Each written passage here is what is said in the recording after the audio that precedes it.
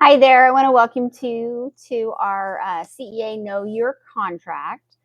This is the first in a series of getting to learn your contract. First thing is, how do I find my contract and how do I access CEA's webpage? Did you know CEA had a webpage? We do. So from any internet browser, we teach camus.org is our web address. So once you click on that, it brings you to our main screen. From our main screen, you have access to the calendar,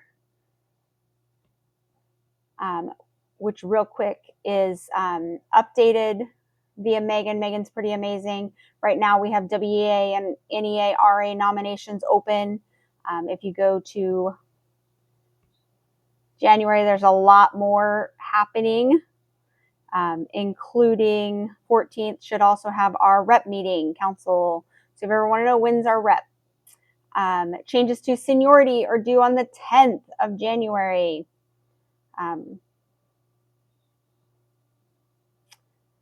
4 p.m. CEA will be bargaining on the 22nd. 4 p.m. CEA will be bargaining on the 29th. Red to be fed, red to be fed. All of this is now located on our webpage. Thank you, Megan, for getting that done. Back up here at the top, leadership.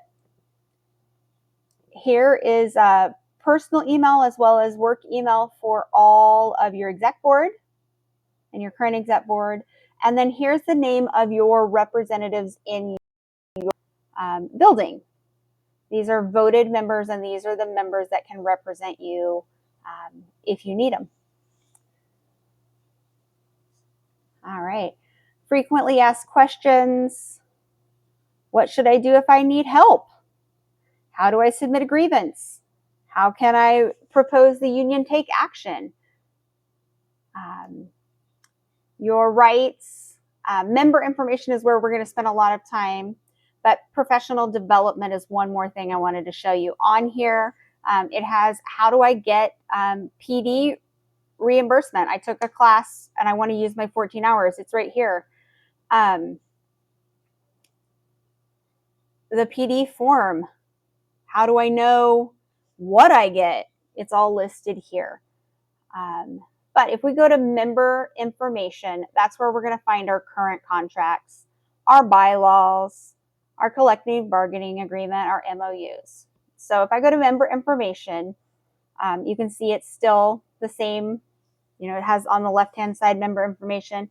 But what you're mostly going to look for is here's our salary schedule, 24-25 salary schedule, but our collective bargaining agreement. So if I were to click here,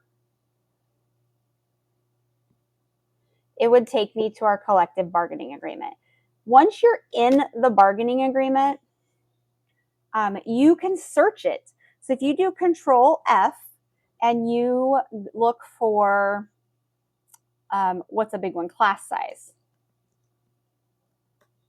and I hit enter, it tells you where class size starts. So class size starts in section 4.01. There's an introduction. So I can click, if you see my hand here, I can click there and it will take me to Article 4, instructional, or I can just hit forward until I find where on class size I want to go. I'm going to go back. I'm going to click Article 4 just so I can show you that as well. So if I click on Article 4, it takes me right to Section 4 class size. From here, I can just search down. The first section is elementary. Second section is secondary. Overload relief, what it looks like at secondary. Class size exceptions for secondary. Other considerations for both elementary and secondary. If you look at our contract, you'll see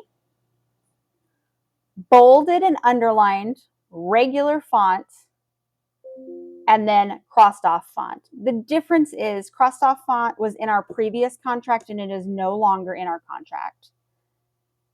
Bold and underlined was not in our contract and is new to our contract. The regular font was in our last contract and is in our current contract, so there was no changes to that.